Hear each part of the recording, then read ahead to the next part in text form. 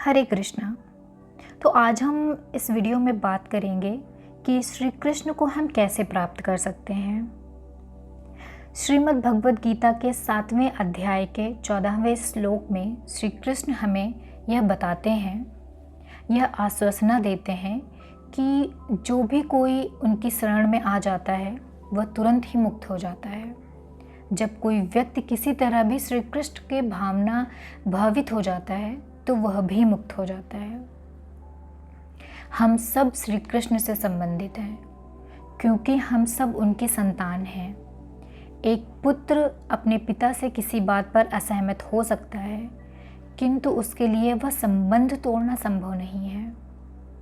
इसी प्रकार हम सब भगवान की संतान हैं और उनसे हमारा यह संबंध सनातन है, किंतु हम केवल इसे भूल गए हैं कि श्री कृष्ण सर्वशक्तिमान है, सबसे ज़्यादा कीर्तिवान है, सबसे धनवान है और सबसे सुंदर है, सर्वज्ञ हैं और अतिशय वैराग्यवान भी हैं।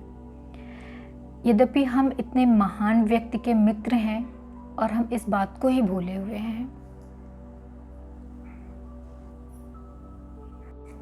जैसे ही हम श्री कृष्ण की शरण में जाते हैं, श्री कृष्ण हमारा हार्दिक स्वागत करते हैं, ठीक एक खोए हुए बालक के समान जो अपने पिता के पास लौटने पर उनसे कहता है, मेरे प्रिय पिताजी, कुछ भ्रम के कारण मैं आपके छत्र छाया को छोड़ दिया था, पर मैंने बहुत दुख उठाया है। अब मैं आपके पास लौट आया हूँ। पिता अपने पुत्र को गले से लगाकर कहता है कि प्रिय पुत्र, जब से तुम बिछड़े हो मैं तुम्हारे लिए बहुत व्याकुल था। अब तुम लौट आए हो तो मैं बहुत ही प्रसन्न हूँ। हम भी ठीक इसी स्थिति में हैं। हमें भी श्री कृष्ण के शरणागत होना है और यह कोई बहुत कठिन कार्य नहीं है।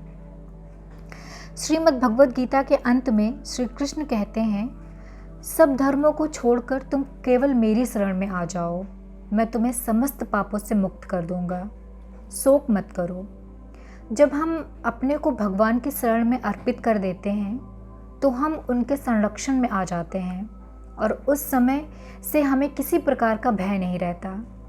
जब बालक अपने माता पिता की सुरक्षा में होते हैं तो वे निर्भय होते हैं, क्योंकि वो जानते हैं कि उनके माता पिता उन्हें कोई हानि नहीं पहुंचने देंगे। श्री कृष्ण प्रतिज्ञा करते हैं कि जो उनकी शरण में आ जाता है उनके लिए भय का कोई कारण नहीं होता और ना ही कोई रास्ता होता है। अगर आपको ये वीडियो अच्छी लगी हो तो